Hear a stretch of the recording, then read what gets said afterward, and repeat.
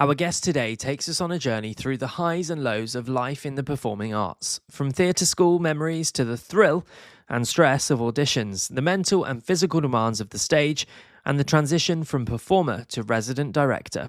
We talk about the unexpected ways fitness and theatre go hand in hand, the friendships that shape a career, and the importance of self-care in an industry that never slows down. How do you keep upskilling when performing the same role every night? How do you balance personal growth with the demands of a career that's all-consuming? And most importantly, how do you find joy in it all? This episode is full of candid insights, heartfelt advice, and a few laughs along the way.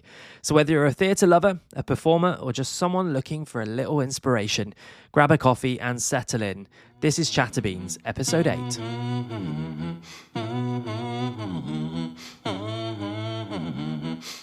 Welcome to ChatterBeans, where every cup holds a story. I'm your host, Isaac Kong, and in this brand new podcast series, I'll be sitting down with people from all walks of life. Join me as we dive into their stories, the lessons they've learned, the memories that have shaped them, and those bits of advice they wish they could share with others. And the surprising things you'd never guess just by looking. Every episode, we'll sit, chat, and discover the extraordinary hidden in everyday lives. So grab your favourite brew and settle in. It's time for some good coffee and even better conversation here on ChatterBeans. Rich, welcome to ChatterBeans. How are you? I'm good, thank you. It's great to be here. Good. Thank you so much for being on the episode. Let's start off. We're in a coffee shop. What's your go-to coffee order? It's iced latte. Iced latte. No matter what. No matter what time of year. Time of year doesn't matter. And that's why, like, especially at this time of year now, I get a lot of funny looks. They're like iced latte. Yeah. And well, we've just ordered an iced latte, didn't you? Yes. Yeah. There's actually someone in the cast as well in Scissorhands who thankfully doesn't make me feel so strange now, because she also has that too. And we walk into rehearsals with our iced lattes, like, here we are, we're together. Yeah, I don't know. There's a weird scientific thing with it where people say if you have a hot drink on a hot day, yes, it cools you down, right? Apparently. Cup of tea, right? I'm wondering if you have a cold drink on a cold day, does that warm you up? I don't know. Like that's maybe like there's an idea. Backwards thinking about it. That's an idea. Yeah. That's an idea. Is it just that you want a cold drink, but you also want the coffee? I think so. There's just something about hot drink that I'm just not. I don't know. I sometimes have a hot mocha. Do you? Maybe that's how, because I've only just recently been introduced to caffeine. Not caffeine, coffee. Coffee. Because I always used to have like energy drinks. Okay, especially working at the gym and stuff. It'd be like Noccos or Red Bulls. Always, yeah. It's really bad for me, really, isn't it? So I've now gone to actual coffee bean. Yeah. And I warmed in with a mocha, and then now I'm at a latte. So. Do you know, I have a friend that did that as well. Never had coffee, and then his introduction to it was a mocha. Right. Oh, there you go. Eased in. And now he fully has lattes. So it's quite interesting. There were people saying there's like a progression to it, right? So mocha was kind of my way in, and then it was, I don't know if latte is maybe the next one up. I don't know, maybe. Because it's still quite milky, I think. Yes. So, yeah. And then someone said, I'll have a flat white will be the next one. But because I enjoy an iced drink, have an iced flat white, just an iced black toffee. I don't know. Yeah, I'm not too sure, but yeah. Fair. Anyway, great. Well, good to know your coffee order. Yes. So tell us about you. What does life look like for you? What do you do? Wherever you want to start. Okay. Where to start? Yeah. So I'm a performer. I'm an actor primarily, but also work at the gym that we work at too. Yeah. And that kind of came around maybe 7 years ago or something like that. So other than that, it was mainly just musical theatre, and that kind of became my side hustle, but a side passion. Yeah. And then right now I'm performing in a show called Scissorhands, the musical, which is at Southwark Playhouse in Elephant and Castle. And yeah, that's me up until the start of, or right at the end of March, and still teaching my classes along the side too. So yeah, for now I have some kind of stability. Yeah. Until it all goes awry again. I think it's quite common, isn't it, for theatre actors to also work in some sort of fitness or personal training? Yeah, I think because they're so tightly wound, I think, together, especially because I started doing when I was doing Mamma Mia. So, and in Mamma Mia, I was playing Sky, and Sky gets very naked in the show, other than just some swim shorts. So I was wanting to look good in that. I've seen these pictures, actually. I'm sure I have somewhere seen these pictures. Back in 2016 it was, yeah. So I did that, and so I was like, Well, I enjoy fitness, so I want to sort of get it on the side. But also, Sky is on stage for about 20 minutes in the show, so I had lots of off-stage time. Oh, really? So I'd be using that time to learn my level 2 and my level 3 PT stuff. So that was ideal. So I did it Yeah. really, really quickly because I had heaps of time, and yeah, and then it's become more and more a passion Yeah. ever since that moment. And you know, we've talked on this podcast with Lauren, with Chris, about being an instructor is almost like being a performer, right? You have to like put your game face on, go in front of that class. Do you agree? Yeah, Like, I think so completely. And you know, there's a mental side to it too, in that you, no matter what, same as when you're on stage, sometimes you have to put on a face. You know, Yeah. like you are performing, you are leading a class. You want to make sure everyone's having a great time. You've already programmed a great workout, Yeah. and yeah, I think there's a certain entertainment factor that you have to have. I think some of the people that do, there are amazing PTs out there, Yeah. but a lot of amazing PTs are bad group instructors Agree. because they can't hold a room, right? Yeah, They're good. They can talking have a one-on-one. one-on-one. Yeah, yeah. Yeah. So, but then also there's a lot of group instructors like myself. I don't rate myself as a PT because I don't focus on nutrition and things like that. Like that's just not me. So Yeah. there's lots of pros and cons to having that, but I don't think there's many that are good, a high end at both. I Yes. think there's some very, very good group instructors and very, Yeah. very good personal trainers, Yeah. but very rarely do you get the two together. Yeah, I you know? completely agree. I completely agree. I'm also PT, but I don't PT. Right. People ask, but I'm like, I just don't think it's my skill set. That's exactly. I'm fine in a yeah. room for that 45 minutes. We can do a good class. I can program well, but yeah, the nutrition and actually bringing someone on that journey, I don't know if it's for me. Yeah, I've had a few conversations with that with people that have gone about doing PT too, and I say, well, I work out personally so that I can eat what I want. Like if I want a Domino's pizza, I will order one, you know, and I don't care about it. Then I go to the gym the next day and work it off. Yeah. But whereas there's some people that want to look good and get those pictures where they look like a raisin, and then you like go, well, if that's what you want, great. Yeah. But that's not what I'm going to give you. Totally. So, Totally. Yeah. So how long have you been in theatre for? So I was a very late bloomer in that I didn't do anything up until I was 16. Like I'm part of like a musical family. My parents met in a brass band. Really? Yeah, and they're musically entwined. Yeah. And then my sisters were part of like a dance troupe when they were like younger at college and stuff. And then I also did that when I was like 4 or 5. Things like, you know, what's the Music Man thing? What's the music? I don't know. There's like songs, the really basic songs that's like ski, Oh, yeah. all that stuff. Like, but you perform it to I am the people. music man, right? Like, Yeah. That's the man. one I mean. That's the one I mean. So I do things like that when I was really young, and then I went into a phase where I was like, "That's really uncool" and everything. Right. And then I was big in sports, so I played every sport when I was a kid. But I also played county badminton, and Did I had you? England trials too, and also played cricket for the district and played golf a lot. Football, basketball. I was that annoying kid that was like, "Hey, let's do this at school," and then I'd be like, "Cool," and then I could just do it. Good at everything. Yeah, so I kind of had that trait going on for a while, Right. and I was also. I toot my own horn here because I'm not this way inclined anymore. I was very smart as a kid. Really? Yeah. So I did like A-level maths, biology, business, stuff like that, and then okay. but alongside that, I started doing performance too, and then. My intellectual side took a switch because I then didn't focus on all that. I got into a university to do biological sciences, and I did like a internship at an architect firm, and yeah, it was a very very swing left field kind of vibe. But I got into performing. So this is a long story now. That I was at the back of my maths class with a guy called Sam Roberts, and he did lighting on the school show. And they needed someone to do follow spot for the hired man. And I was like, yeah, cool. You get like a box of chocolates at the end of it. So I'll do that. I don't mind doing it. And I just saw how much fun they were having on stage. And I was like, I think I want to just give that a go. And the next show they did the following year was High School Musical. And I auditioned for it for Zeke. There wasn't really any people of color in my community. Should we just say that with that show? And I got a recall for Troy, even though I auditioned for Zeke, and I was like, okay, right. But I didn't get Troy. I actually got Chad Okay. the Corbin Blue Yeah, character, yeah, right? yeah. And I just had the most wonderful time. Did you? And then I auditioned the next year and got Galileo, and we were Rock You, and that was when I was 18.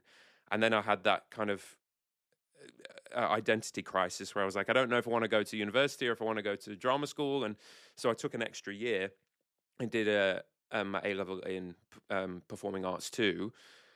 And then I did an extra school year and got into the first, actually no, the second college that I auditioned for was Mount View. First one was Arts Ed, which was a real slap in the face of someone who hasn't done much dance before. Yeah. And I got into Mount View, and then I was like, I think I'm just going to do it. Let's give it a go, kind of thing. And thankfully, my parents were very, very supportive, and I've just kind of ridden the roller coaster ever since. Which, whenever I tell that story, is I sort of step on the back foot of it a little bit, because it makes it sound like it's easy. Because I'm like, oh, I auditioned for this and I got it, and Just I got auditioned it. for that and I got it, and it's really not. I think it just luck was on my side at that point. Yeah. And riding this roller coaster has kind of, as everything's just kind of come at me by a happy accident kind of thing. I've not really. Yeah. It's not been a dream, I guess. Yeah, yeah. And then it's just been so much fun. Some people really put everything into it, and Yeah. it's their their whole life, right? Like, I need to get into this college, and they've got their whole plan.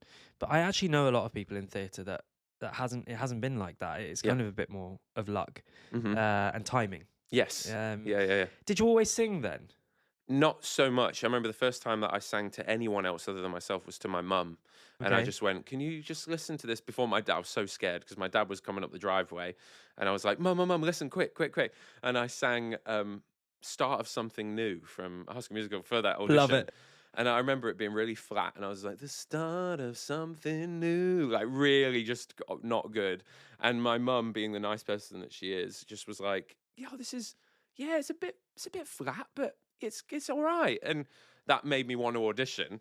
But I then got lessons, and Mount View was a very singing and acting heavy college. So I had probably about 5 hours of solo singing practice each week Wow. with an instructor. Like, because I also paid extra for another singing instructor, singing coach into the instructor world, to give me extra lessons. So Really? that then I really focused on that. So then eventually singing became one of my main skills, I guess. Yeah. But it wasn't necessarily originally. Maybe I had a knack for it, but they managed to hone me in the right direction. That's amazing. Yeah. So you're at Mount View for how long? I was there for 3 years. And it's crazy roller coaster 3 years, right? You know, you pay the same amount as people going to university to do biological sciences. I'll use that as an excuse, as an example rather. But it would be 9 a.m. to 6 p.m. You know, you'd be solid. 5 days a week. Yeah, you'd have some kind of dance class in the morning. You'd have some kind of maybe ballet bar too.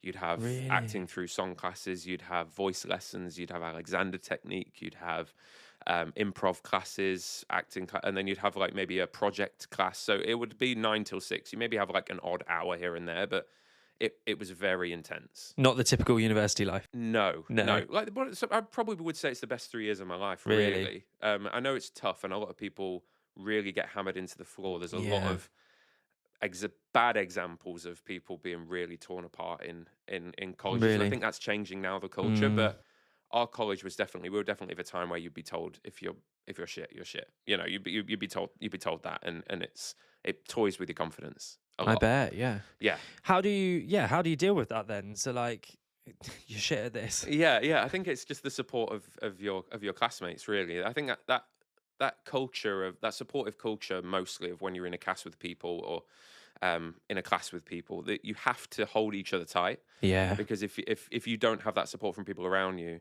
and you're not getting that support from teachers, that's a windy road. Like, that's really, really quite sad. But it's just holding each other up. Yeah. You have to. Yeah. Because you do get told some really not great things, and so you go, well, you know, this is hopefully going in the right direction eventually. Yeah. But yeah, they mold you in a way that it's probably not that healthy anymore. Yeah. Yeah. Reminds me of like the K-pop industry, but I think that's on a whole nother level. Oh wow. Okay. Yeah. Maybe. Friendship wise, then at like Mount View, at theatre school, drama school, are you still friends with lots of them? Do you still see Yeah, each other? I think there's sort of a family vibe that you kind of, That's what I sense. Yeah. yeah, you kind of, if you, I've not actually worked with anyone that, oh no, tell a lie. No, I did work with one guy, a guy called Damien, who I lived with as well, and we did a show together called Myth at the Other Palace, and that was really cool because we Okay. got to do work together. Yeah. Yeah. But everyone else, I don't think I have. My best friend in the whole world is a guy called Michael Nelson, and we shared a room in the first year of Mount View. So we had a bungalow in the middle of London, which you don't really hear of, No. and we shared a room, and then we spent the other 2 years together. And Right. he's my absolute best friend. He's my brother, and Yeah. and we have a connection like even my friends from back at when I've known since I was 4 or 5, they're not on the same level as me and my Yeah. mate Michael because we've been through a lot. Of course. But yeah, so I think you do have a certain connection with your castmate, Yeah. classmates. Yeah, something that I don't know whether that's necessarily reciprocated with with current Yeah. years or not. I don't know Yeah. whether it's just because of the climate and how we were treated at that time. I don't know whether everyone gets a Maybe. bit closer. Yeah. There's nothing really for me to compare it to. But Fine. Yeah, just because I think about Oscar's, some of his castmates, now that you've said Arts Ed, lots of them in Starlight Expressive from Arts Ed just graduated. okay, Some hadn't okay. even graduated, actually. They were in their final year, got offered the show, started in June, finished in July, Okay. which was insane. But there was a few from Arts Ed, and I remember on one of the preview nights, there was like a whole Arts Ed crew that came and watched the Right. show, Okay. which was okay. insane. So, but it makes me wonder, like, are those... It kind of leads me to my next point, which is then you're going to be up against each other, right? Mm-hmm. Like lots of you are going to go into musical theatre, and like, how do you cope with that? Yeah, You must I see do. people in the audition room like, oh, I know them. Yeah, do you know what? There's not actually been many times with people that have been my class that I've been up against. Fine, okay. You start seeing the same faces up for the same roles as me. So there'll be some of my good friends in the musical theatre world that are not from my year are people like Matt Blaker, people like Matt Jeans, people like Will Richardson, Michael Colborne, people because we all see each other at all these same auditions that we're all up for similar roles. So say like I was up for Raoul in Phantom, and then I didn't get it, but Matt Blaker got it, Right. and then it might be a case where I was up for Maxim at Charing Cross Theatre, I got it, but Will Richardson was also in for it, and so was Magic. Like Yeah. it'd be that kind of world. So we Yeah. all have an understanding that, like, do you know what? We all play very similar roles, and we get it. But I've not had that so much with people in my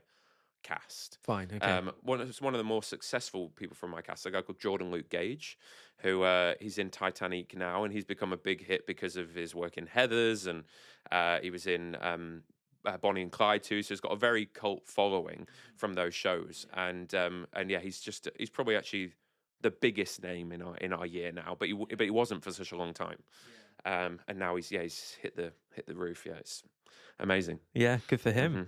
Mm-hmm. Tell me about some of the best bits of working in theatre, because you've done lots of shows, you've done Yeah. West End, you've done tours, Yeah. you've been in China recently. Yes. Tell us about Yeah. some of your favourite moments and the best bits. I think there's been certain times in my career that I think where I really needed that moment. So, like at the start of my career, I thought the West End was the only place that is to work, because that's like if you're the best, you're on the West End, right? And that was my mentality before.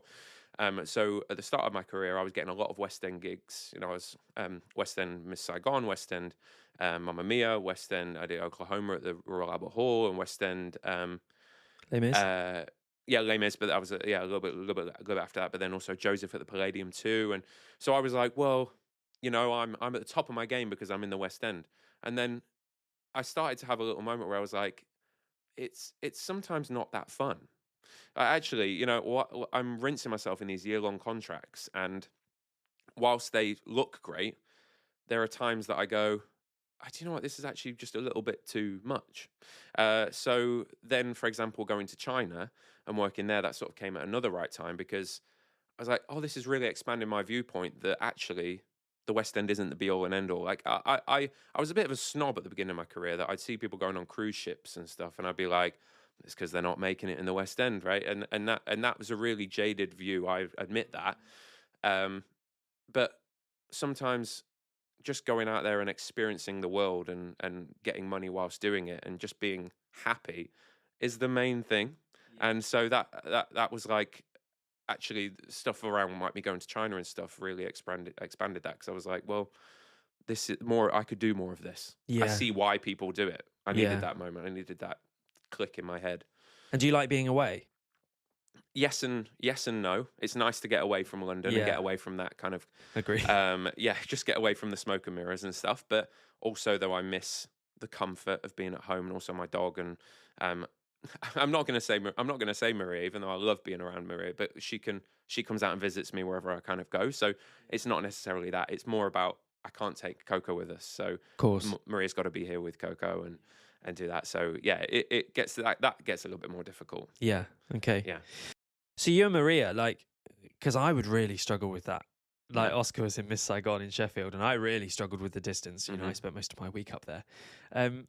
Like how, like you two have been together a long time, right? Yeah, coming up to 10 years. Yeah. Yeah. And so you function very well. Yeah, Yeah. I think we had. There wasn't actually a time where we've been apart for such a long time until we maybe about 5 years into our relationship. She went to Korea for 5 months to do School of Rock. So she was Wow. a resident Okay. choreographer over there, but also like emergency swing. Yeah. And so she went over there for 5 months, whilst also tied in whilst I was doing Joseph at the Palladium. Okay. So I was busy doing all of that, and then but I'd also went over and visited her at the beginning of the contract, and also went over for a couple of weeks at the end. Wow. At this point, we didn't have our dog, so we could literally just kind Exactly, of do yeah. what we wanted. And that was kind of difficult, but because we were both busy, we're like, well, actually, it doesn't really matter too much, Yeah. really. Yeah. And then being in China, I was away for it was 2 months. Was So it? actually wasn't that bad. I went away for a couple of different points, but the longest period where I wasn't in the UK was 2 months. So actually that was all right. And she came out at some point Yeah. for a week in the middle, which was great. And yeah, we've kind of just been of the notion where what will kind of be will be. If at any point it gets difficult, it's only temporary, and Yeah. and You have a there'll be a point conversation where we're about back. it. Yeah. So we Exactly. have a good understanding, I think. So you've done some amazing shows. You're obviously enjoying it. Yeah. Are there some negative sides of theatre? Yes. Where do I start? Because I imagine it's quite difficult. Like, Yeah. I live with Oscar and we're married, and he's only done a couple of shows, but I see the rejections. There's definitely more auditions than there are Yeah. successful shows, right? Yeah, it happens a lot. And I think at the beginning of my career, I really took those personally. Did you? Yeah, I think it's hard to get over that experience of being judged, Mm. you know, and especially at the beginning of your career, you think that actually me not getting a job was because I'm not the most talented. Whereas the further you go into your career, you're like, oh, well, there's actually tons of other reasons why you don't get a job. It might be a case that maybe you don't fit into the costume they currently have. Maybe it's that you don't look good opposite the person that they've cast as the lead character. Maybe it's a case that you're actually too tall to I don't know, behind one of the supporting roles or something. There's so many different reasons why you might not get a job, but at the beginning of your career, you don't really see that. But I also got so many auditions when I was at the beginning of my career that I then also move on to the next one. So there's actually lots of rejection. Where I'm at now is that I'm kind of getting to a point where I go, there's so much that you just can't control, and like, why am I getting affected by that? So I just like go, well, it's annoying, but it is what it is. Yeah.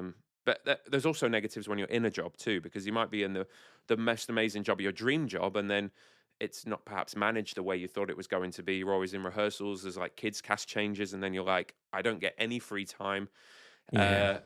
But it's sort of, the grass is always greener, right? Because when you're not in a job, you're like, oh, I wish I was back in that earning money again. Yeah. But you don't have the freedom that you do when you're not in the job. So it's a tough one. It's a lot of seesawing in your brain, right? How did you, like, mentally, like, does it take its toll on you quite a lot? Yeah. I hit a point maybe a year and a half ago that there was a sequence of auditions, and this was kind of my turning point to now this new way of me thinking, that didn't go my way for various different reasons, but how they came about really hammered me into the ground. But then there was another audition that I won't say with what the show it is, but there was another show that I was in for the year before, and I was up for a split track role, a split cover role, and they went, "Oh, well, you're actually more this part than this part, so it's not going to work this year." Basically, it was like a first cover for one role, second cover for another Yeah. role. And I went, okay, that's fine. Maybe I'm better to be the other way around. But then I went in for it the following year. It looked like it was going my way, and then my feedback was exact. I even said I didn't want to come into this audition if I'm going to get exactly the same feedback. I kept saying that, I was like, no, no, no, don't bring me in because it looks like I'm actually going to be the same track is is open. So I could end up getting this same feedback. They're like, no, no, no, don't worry about it. Don't worry about it. Came in, did the whole final, looked like it was going my way, and then the feedback that I got was exactly the same feedback as the previous year, and that's where I was like, I'm wasting my time here, Yeah. and I was like, no one. People then started getting annoyed at me for how I was reacting to that, and it was like this sort of, it was this realization, where you're sort of, I feel like I was in a box that I'm just sort of screaming in, and no one's really understanding why I'm feeling this way. Yeah. But again, this is something that I just go, well, that's just the way of the business. But it was that really sent me into a spiral. Like I was really depressed. Really. Yeah, I was definitely having.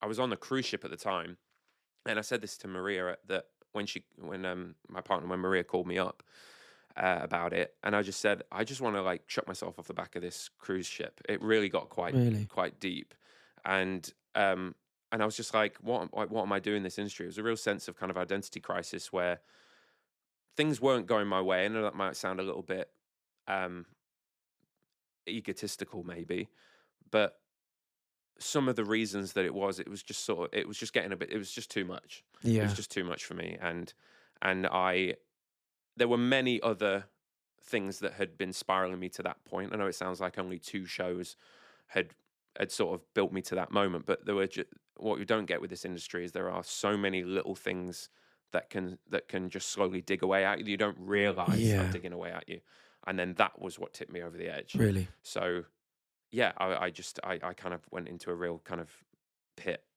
How did you Yeah, get yourself out of that? I I did a show. I did a show called Rebecca at the Charing Cross Theatre, which was phenomenal as a role, Mm. and but it was quite therapeutic in the way because it's the character that I was playing has PTSD about like without going too much into the story, he's has an experience with his ex-wife and there's a whole like revelation at some point in the show and it breaks down and it's all very difficult. So it was mentally one of the most draining shows that I've ever Yeah. done. Yeah. But I think that may have just backwardly helped me a little bit in just processing some of the stuff that I've been through a few months before. Yeah. And coming out the back of that, that's when I had a phone call from the writer of Lady M that was taking it out to China, and I just thought he was asking me to do a demo. And throughout that, I was just like, throughout Rebecca, I thought, I think I just want to get out for a bit. Not Really. necessarily the industry, but I just want to get out of the UK, get out of London. Yeah. And when he said, we're offering you this role in China, do you want to do it? I just went, do you know what? Yeah. I probably wouldn't Wow. have done that a couple of years before, but I just went, do you know what? Yeah. And it was through that I think I've been able to heal a little bit more and kind of see the industry from a bit more of a bird's eye view and just kind of go, okay, Yeah. this happens. Yeah. And there's so much that I can't control that I go, maybe, everything works out for the best, Yeah. you know? I think it's quite hard for you, isn't it? And I can only see it with some of the cast that I see with Oscar at the moment. Is that it's straight out of uni, that you've put your 3 years into giving it your absolute all, Mm-hmm. after having a bit of an identity crisis at the end of school about, do I go into theatre? Do I explore my other thing? Yeah. And then you get some successful shows. You're on the West End for a while, and then it dries up. Yeah. It must be so hard. Yeah. I think with me, if I've been thrust into a lead role, when I just come out of college, I'd be like, this is how I need to be now. Whereas with my career, I started off, even though my first job was one of the biggest shows ever, it was Wicked, Mm. that I was on tour, but I was originally second cover Fiero. So I was very much kind of bottom of the barrel in that show. Yeah. But I did have responsibility. But I was just enjoying the fact I was in one of the biggest shows and it was the original tour and it was great. But I felt very grateful all the time in Yeah. that job. Yeah. And whenever I went on as Fiero, it was brilliant. I loved it. But I always knew that was short lived. Yeah. Because then eventually I would be back to my own track. And then when I went into Miss Saigon in Town, I was first cover Chris. So again, it was the same thing where I would always be like in the ensemble and just like happily meandering my way through. But then I would still have my moments of importance, you know? And so I've always stayed relatively humble with it.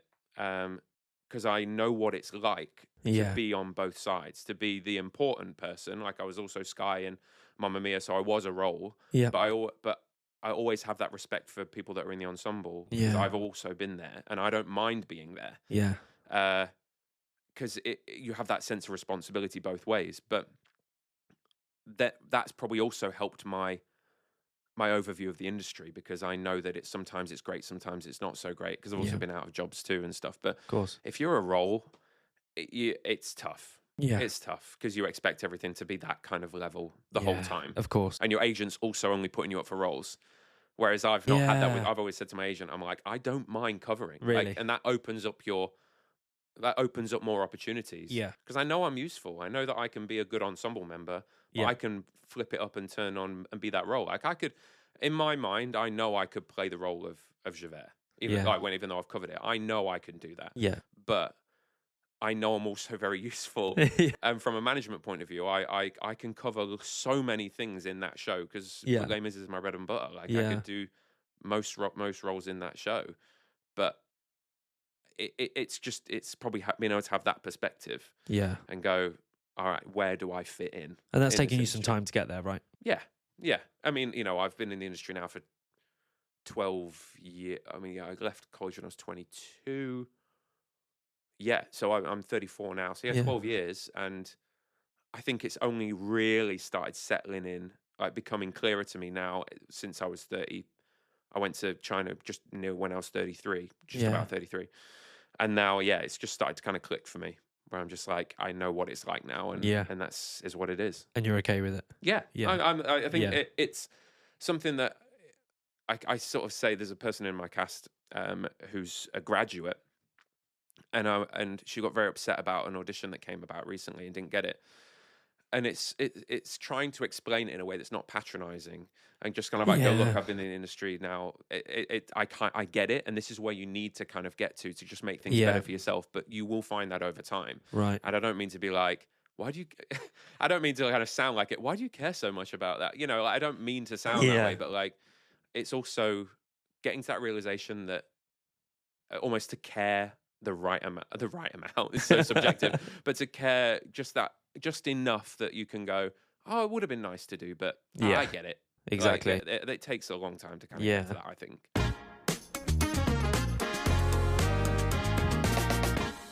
What's next for you then? Is theatre like your long-term career? You want to be in it until the end? No, I do not. I don't know. I don't know. I love it. I love the industry, and I love being a part of it. But now I'm starting to wonder where I might fit in. That's not necessarily on stage. So now with Scissorhands, I'm now resident director too. So now that the director is leaving in the next couple of days, I'm essentially running the ship, and alongside the dance captain and the musical director that we have. But I'll be leading cover rehearsals and making sure that if anyone else goes on, I want to make sure that everyone's prepared and how we arrange the show. So this whole side is becoming bigger to me now. I love it. Well, you have an added responsibility now, right? Yeah. Because I've only just learned this recently, that actually once the show is up and running, the director disappears, and obviously they move on to the next show. Right? Yeah. So it's kind of your job to make sure, I guess, the standards are upheld, right? So that everything you rehearsed, the way it looks on stage, stays consistent throughout that show, right? With the small few changes, I'm sure, as it goes on. But and this is like what I was saying with the cover stuff. I always like responsibility. I felt like my time in Mamma Mia, I got quite bored quite easily because I'd only have Sky to think about. I was an emergency cover Bill, one of the dads, emergency cover, like literally fourth cover. So Did you ever do it? No. I did the cover rehearsals for it, but no, I never went on. I was one person away a couple of times, which really scared me, because I just thought it was ridiculous that a 24-year-old was going to be playing Bill. Literally. But yeah, so that never happened. But I thrive on responsibility. Yeah. I think, And so when, like with this, even though I'm playing a role, to have that responsibility of being a resident director, Yeah. I love it. Do It you? takes a certain kind of person to be able to be a good resident director, because that also you've got to know your place, that you're not creatively involved. You're not Yes. creating the theatre, you're maintaining the theatre. Yeah. And people sometimes, bad resident directors that I've worked with are people that long to be the director, and they're like, oh, what about if it was like this? Why don't we like Yeah. change how the show? And I'm like, no, that's the show. The show is the show. It's done. Your job is not to do the show, like Yeah. to recreate the show. It's to caretake it. Exactly. And to be able to look at it through the lens of an actor. Yeah. And go, okay, right, I see what you're doing with this point, but maybe let's just try and revisit this feeling that we had in the rehearsal room, something along those lines. Right. And I love looking at that from the outside now. Yeah. So maybe resident directing is something that I'd love to do in the future, a little bit more of it. I know that it can be difficult to kind of just sweep your way in, because there might be a lot Yeah. of actors that want to do that, but I genuinely do think I'd be good at it. Yeah. And I think this is now my first kind of exploratory Nice. moment, but I can already tell that I think I'm going to enjoy it. Yeah. Yeah, because Yeah. now the responsibility is really hyping up. Now that the director's going, they were supposed to be around for another week, and then they're going back to the States. Right. So my responsibility has been heaped forward just a little bit, but I love it. Like straight after this, I'll Yeah. go back and I'll just start working on my Bible Perfect. again, and just sort of make sure that I know the show inside and out, Yeah. so that when it comes to teaching covers, I know everything like the back of my hand. And I love that. yeah, maybe. Because it is the one question that I ask Oscar, and I think, you know, I've been to see shows, but I've seen Starlight many, many times, and I just think, I don't know if I could do a role that at 7:30 every night, and I always use it, I don't know why, but at 7:43, I'm going to be in the exact same position I was last night, singing Yeah. the exact same line with the exact same people. Mhm. How do you continue to keep upskilling? You know, like, he doesn't have any energy to go to dance classes anymore or Yeah. go to singing lessons. So therefore, for a year, you're singing the same lines of the same song in the same moves. Yeah. How do you know, it's the only job I can think of where you literally do the same thing every day. Yeah, it's true. It's true. I sometimes have that kind of epiphany myself, where I'm sort of asking myself, well, how am I doing this? It shows, like I was saying, like with the Rebecca, with Maxim, how to be able to sort of like break down, like to fully Yeah. break down. I remember myself and the girl that played that's the main girl in it. We'd go for like ice cream after the show on the way to the tube, because it was like both the shows are so heavy for us that we'd have ice cream, go to the tube, and then go, you know, Yeah. shake it off, Yeah. and then go home, do your thing, and then come back and do it all again. But it's really draining. Shows like that are really draining. Yeah. I always sort of admired Bradley, who played Javert.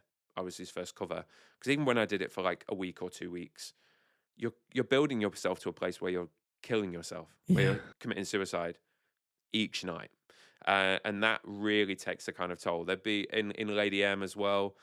I was playing a role where I lost my wife, and I found out, and I'd be broken down, and then I'd be on a vengeful arc, going to go kill the person that killed her. Like Yeah. it would be.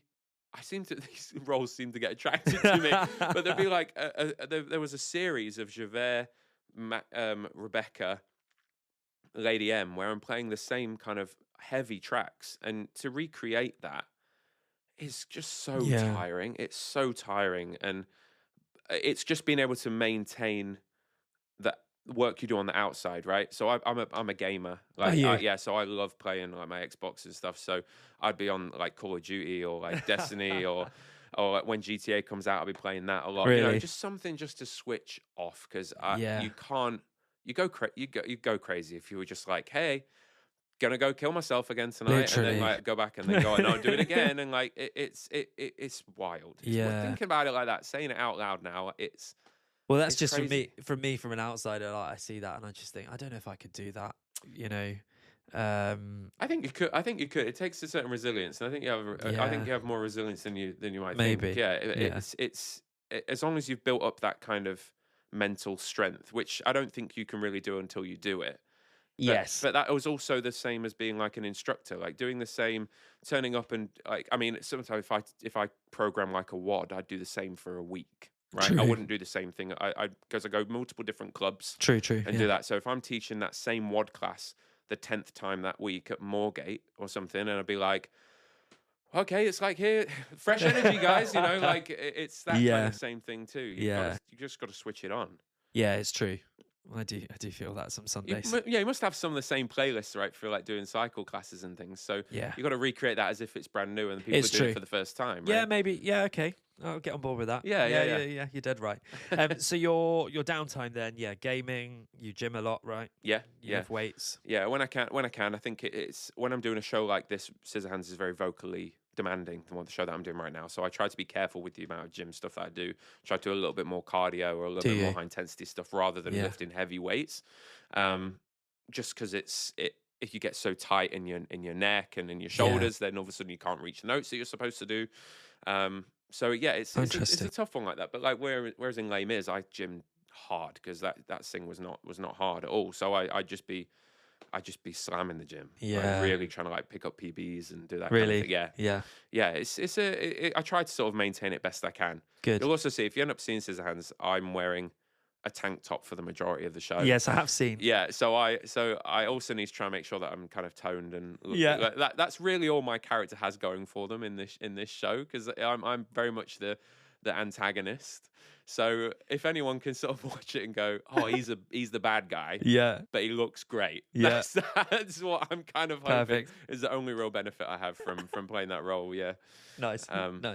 Yeah, I tried to. There's a lot of basically just doing what I call musical theatre sessions, right? Which is most musical theatre boys do chest and arms, right? Yeah, like because like that's all it really is. So I just say, oh, I'm just going to go do a musical theatre workout, and that's me just doing chest and arms each day. Really, love it because I'm wearing jeans. I'm not wearing shorts, so you don't see my calves or anything like that. So I definitely neglected the squats and the deadlifts for a little while, unfortunately.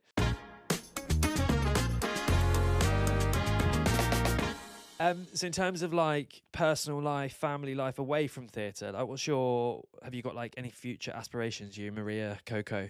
Yeah, I don't know. I think we've London? We've toyed with the idea of wanting to like get away from London for a little while, but which is difficult because myself and Maria, there's a little bit of an age gap between us that we don't really notice. I won't say her age because she will freak out, but she's a little bit older than me, and so she's been in the musical theatre industry longer than me, so she's kind of done with performing. So she's very much fine with being creatively, and with that, jobs are few and far between. They don't come as often.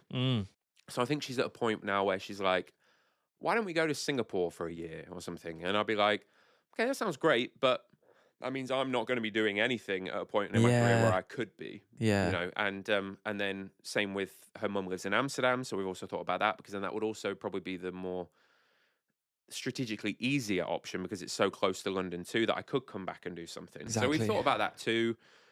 And just to travel if we can. Yeah. We want to try and include Coco as much as we can, but then traveling with a dog is really problematic. The UK has some really outdated policies in bringing in dogs and whatnot. Like we can't bring in dogs from outside. You have to be able to go through France and then get a ferry or go through a car. There's even so much a service that you can order, like a taxi driver that comes over, picks you up from Calais. You come through the Channel Tunnel, then they drop you back. And so it's just a taxi service for bringing in dogs.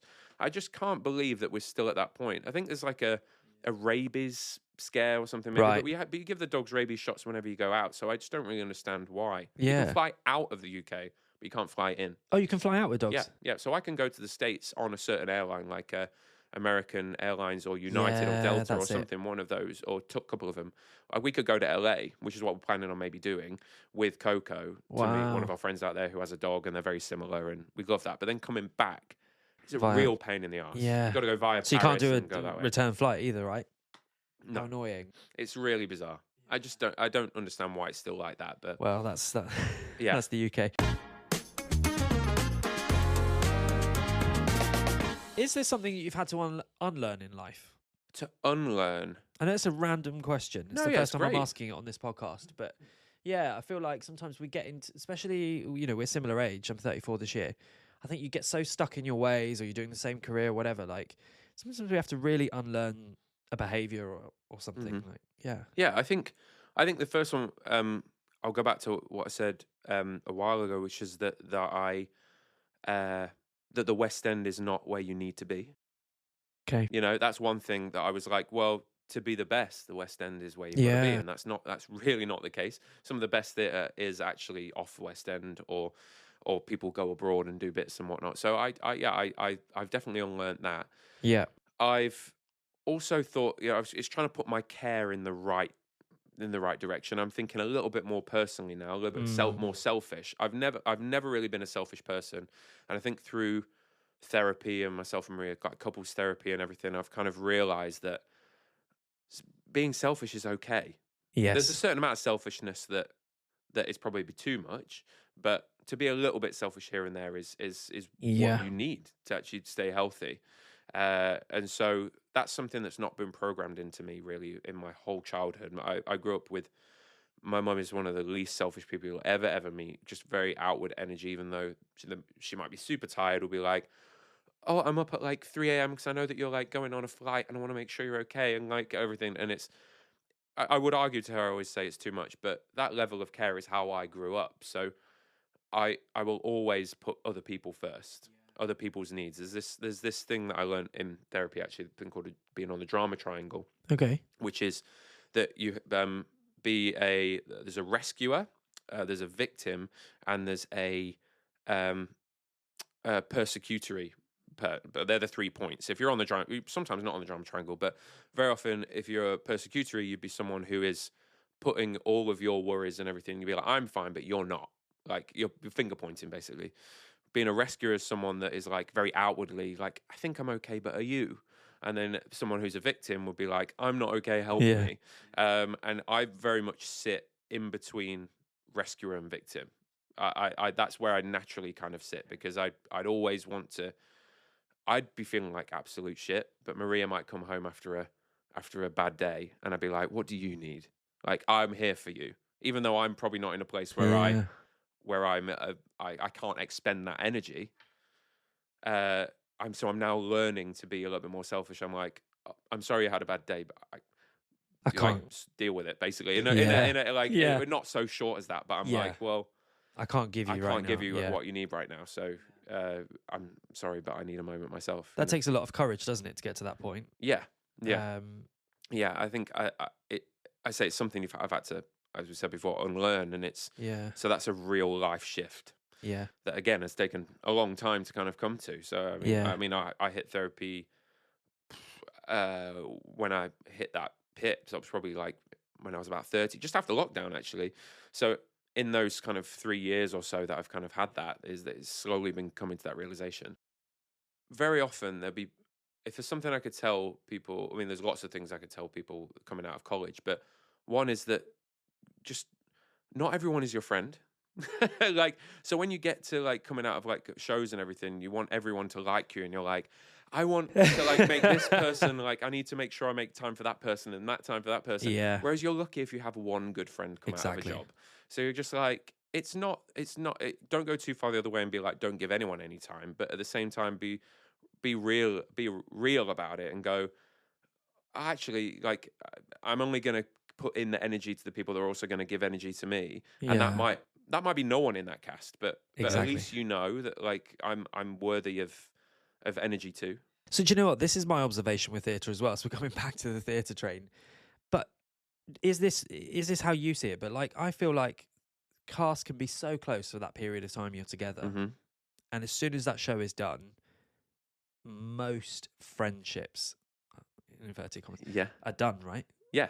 So there's a term that we coin called contract friends. Contract friends. Yeah. So that'll be something where you're doing a job and you're like, Yeah. we're friends now, but I know Yeah. full well that we're not going to be friends after the show. Like, we're not going to make time for each other and go and have a coffee. Yeah. You know, it's not that you're like degrading anyone. I never want to do that. Yeah. That's not what you want to do. But there's certain. It's kind of that people- unwritten rule, I suppose. Yeah, But yeah, I you all think- know where you are. Yeah, I think you kind of have that understanding, and I think even though it's not even that you kind of go, we're not going to be friends, so why not make the effort now? Yeah. It's never that. You make effort for each other whilst you're in the show, but it's like it's just a feeling. It's Yeah. just something in your brain Yeah, where you yeah. go, oh, how was your day?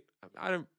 It sounds really bad, but it's like I don't really care. Like I'm Yeah. asking you, like, you know, if you've got a problem, of course I care. Just like I will anyone. help you, but it's it's that whole thing about expending energy in the right places. Yeah. Um, I suppose it's like any workplace. yeah, But exactly. I see it in a very different way. So I've been obviously to some press nights and, you know, socials with the cast, and I'm like, oh my God, that person's amazing. You should be really good friends with them. And you know, I can see that Oscar gets on super well with him. But he's like, yeah, but when we go into another show, and this is what happened from Miss Saigon to now, is like people move on to different shows and you don't have that time anymore together. So yeah, I mean, I'd always take it personally if I was in a show. I really struggle with him doing it. Yeah. I always take it personally that if there's a person that I've worked with, and then I'd be at a press night's a real sort of good indicator of how somebody really thinks too, Yes. because there's a lot of important people at a press night, Yeah. lots of casting directors, Yeah. lots of people that you've like known and you schmooze with and whatnot. Then I might talk to someone and they don't give you like an ounce of eye contact, and they're just sort of panning the room where they're like, oh yeah, you done it? Oh yeah, how have the auditions and stuff been going? And like just sort of basically looking for the next important person to go and like, oh, they're free, I can go and talk to them. And I've learned to not take that personally now, that I'm just sort of like, I'm not really giving you much of my energy myself now, to be honest, but I'm just waiting for you to just leave. Yeah. You know, Yeah, like, 'cause exactly. eventually you are like, so yeah, that's always a good indicator to me. Yeah.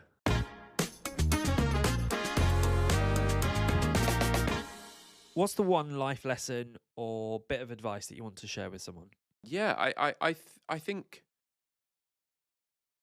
it sounds quite generic if I say care less, because I don't want to. I don't want to say go into an industry not caring, because you do need to care. Yeah. But I think when you first come out of a college, the level of care is like an unhealthy care, Right. more often than not. Really? So the sooner you can get to a point that you're just like, it's just a job, basically. Like the most important thing is me and how I feel right now, and what's going on in my life, my family, everything like that. That's the real important stuff. Yeah. And to not take things as personal, I think. Yeah. I think that would be my first absolute good bit of advice. And then, as we spoke about before, not everyone is your friend. Yeah. As well. I just think you blend with people that are going to give you the same energy. And in some jobs, that is no one.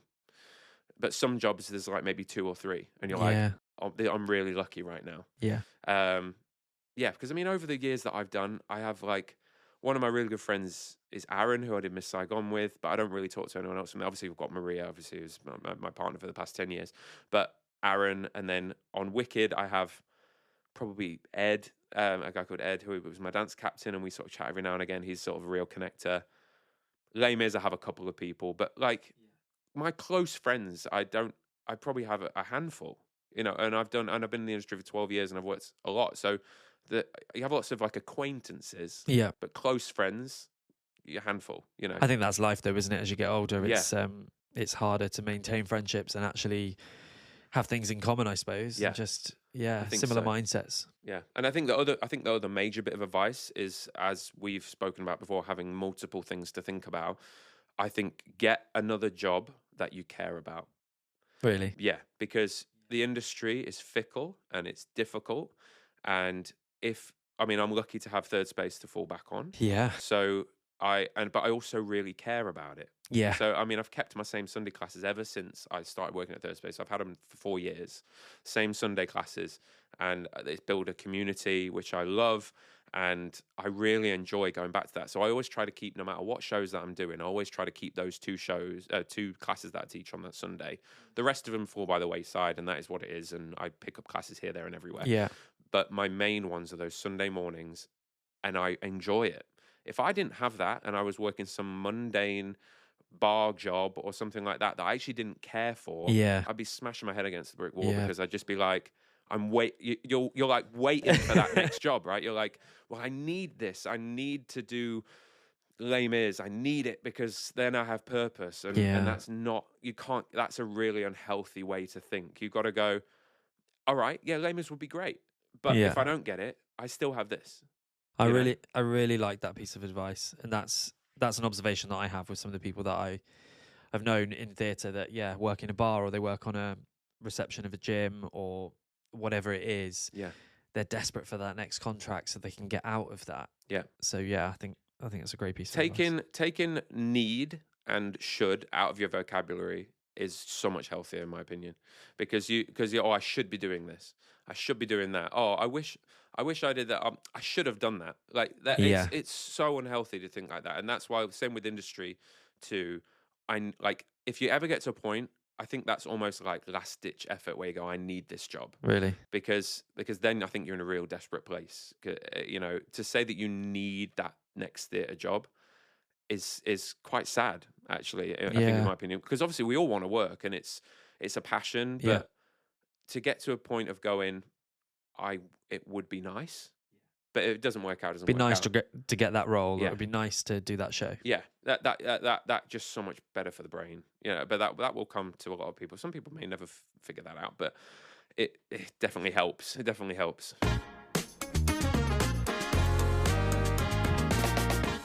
If you could have coffee with anyone, dead or alive, who would it be? Why? Where would you take them? Do you know what? I watched an interview recently, and I thought this actually came to me then when I watched this interview. Chris Evans, not Chris Evans, the morning host before. Remember the ginger haired Yes, that's who I immediately thought of. No, Chris Evans, the guy who plays Captain America. Yes, okay. Yeah, he just honestly seems so cool anyway. And Captain America, I'm a big Marvel fan, so I not only could we talk about like Marvel and all that kind of thing, but also he just seems so clued in. He's got a tattoo as well that I think I've always wondered about getting a tattoo. I don't have any, but I think if I would, I'd probably get this same quote that he has. Really? It's along the lines of, I can't remember it word for word, but it's if you lose touch with your inner stillness, you lose touch with yourself, and if you lose touch with yourself, you lose touch with the world.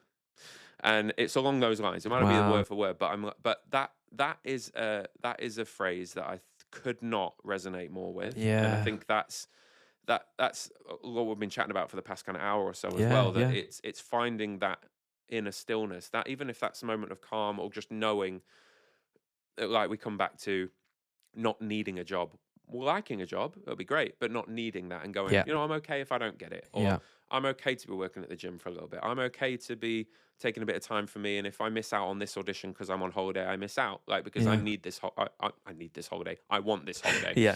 Again, take that out of your vocabulary, Rich. Take it out. But it's feeling okay with about that, because at the moment, how I said about when I felt really depressed and really down and like had my unfortunate time, that I lost sight of myself. Really? I really lost sight of myself. And then how we go back to the quote, then I lost sight of where I fit in the world and where I really am. So, that I loved.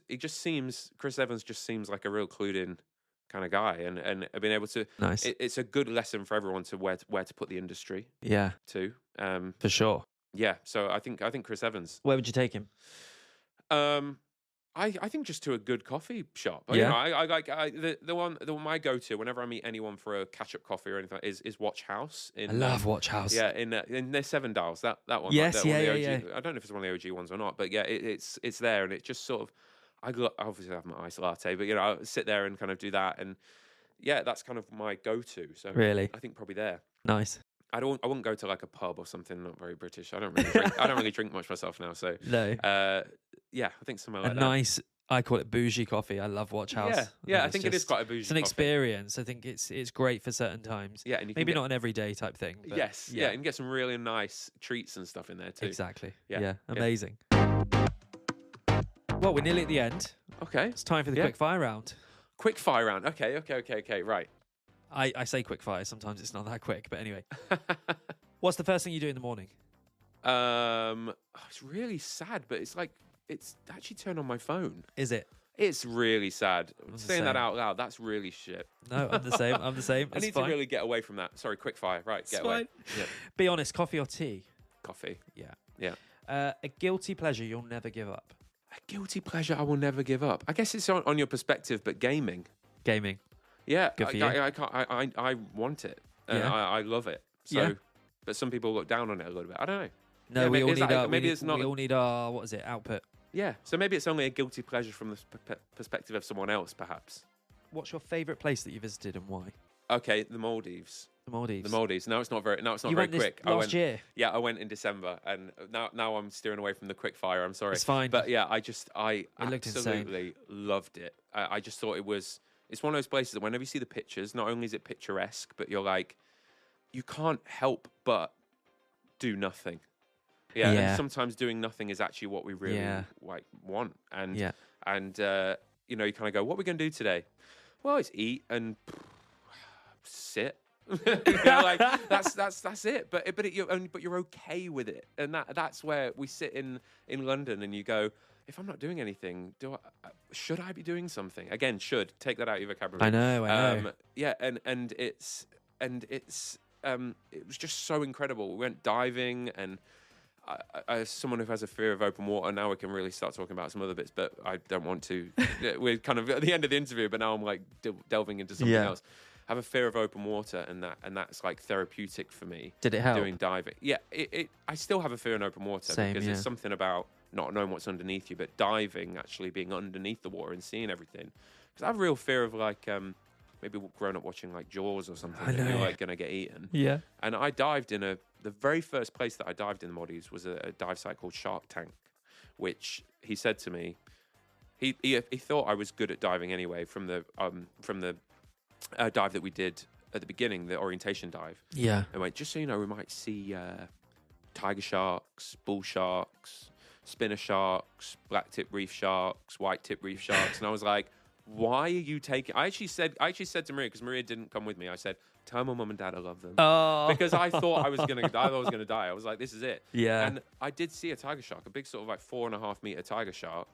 And in that moment, there's a moment of surrender that it's like the best meditation you'll ever do. Really? You can't help but be present in that moment, because you can't think, what am I going to have for tea later? You're like, I need to keep an eye on this tiger shark, and I need to keep an eye on my surroundings, because it could go south. Yeah. But I trust the instructor that I I'm suppose with, it is a good way to switch off. Like, really is. We did diving in Thailand, and I remember being so scared at first. Couldn't catch my breath. I was like panicking. Yeah. But then you really go into that state of calm where you have to just think about that and that only. Yeah, it was actually Maria that said to me about it being the best meditation, and I was like, of course, because doing a meditation ideally is being present, being in that moment, right? Yeah. And diving just is that thing that I need. I don't know whether eventually it will cure my fear of open water or not, but it's still scary to me. You still like have a rock next to you, and you can see that. But if you look out into the blue and you're like, oh, what is kind of out there? It's scary. But the Maldives was by far the most incredible place, and I want to go back whenever I can. Yeah. But I feel like we got a deal when we went, because every time I've tried to look for it, it's ridiculously expensive. I was like, we did not pay that amount to go. I think sometimes you can just get these. Yeah, it must have just caught like a week where I was like, oh, this is actually affordable. And I was like, oh, let's look at the same time next year, and it's like double the price. Like, this is ridiculous. Okay, fine, maybe not. What's your favourite way to spend a day off? It would be either probably going on a long walk with Coco and just sort of like listen to podcasts and just be able to be in the nature. We're not like on safari. Like to be in glorious Finsbury Park. Exactly. Really picturesque. I think something like that, or just being okay with sitting and just being on my games and just sort of chilling. Coco's chilling on my lap. Perfect. Yeah. If you could time travel, would you go forwards or backwards? Backwards. When to? When phones weren't as big a deal as they are now. Like, I sort of think about this, and that whenever I grew up, my way of like entertaining myself would be going out with my friends. Yeah. Like, oh, do you want to play out? Play out. Like, do you want to like, play out? What does that mean? It's gonna knock on the friend's door. You go like to the woods or something like that, and like just sort of, I don't know, play with sticks. It would just be so. It feels like a prehistoric time in comparison to what we're at now. I don't think young people now would know what to play out means. Yeah, I think they would take it in a very different way. Yeah, right. Yeah, exactly, probably.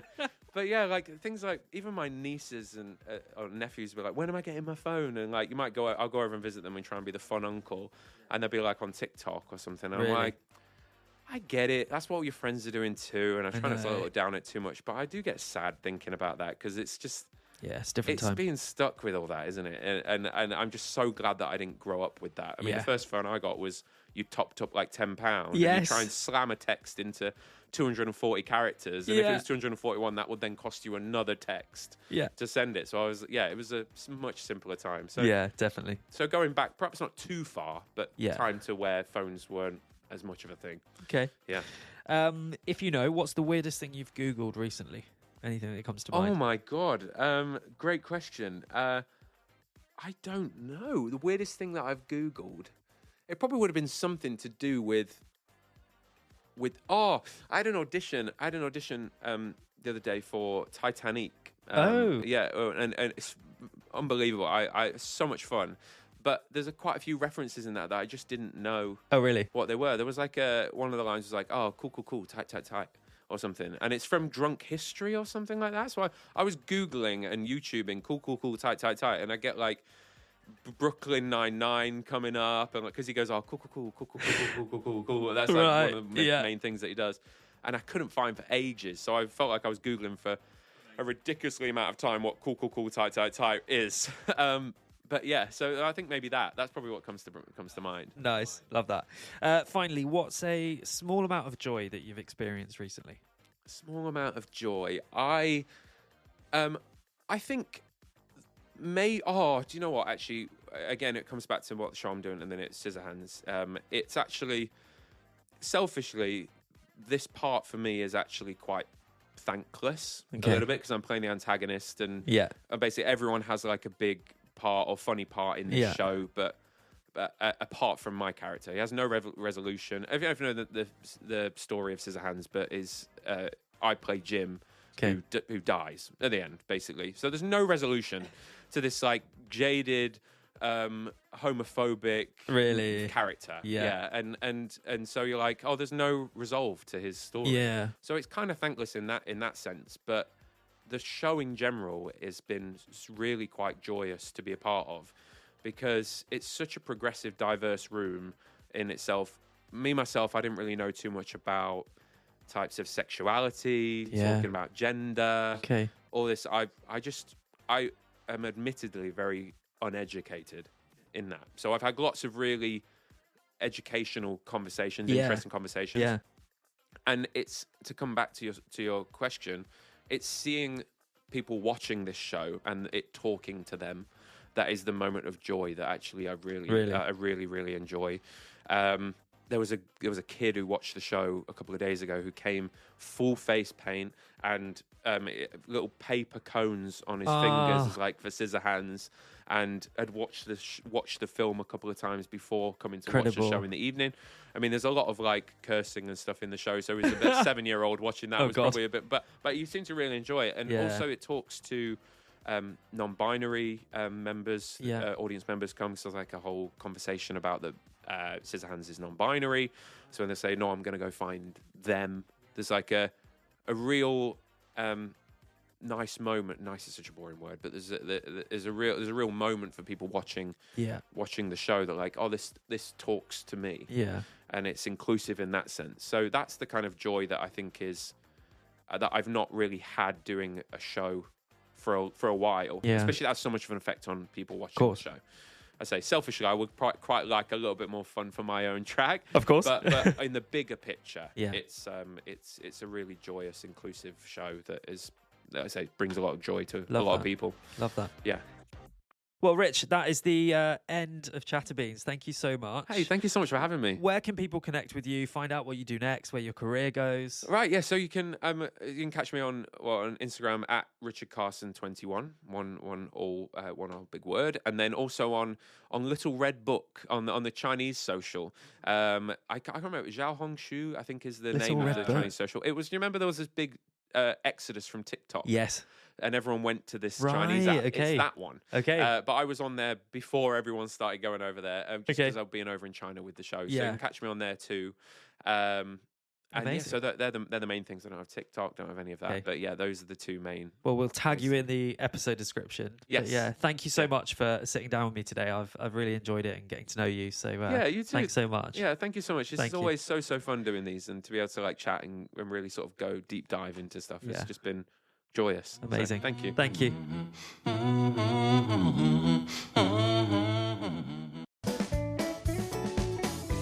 Thank you so much for tuning in to ChatterBeans. I hope you enjoyed today's conversation. If you liked this episode, don't forget to subscribe and leave a review. And for more behind-the-scenes moments, guest updates, and a peek into the world of ChatterBeans, follow us on Instagram at chatter.beans. Until next time, grab a coffee, sit back, and let's keep chatting.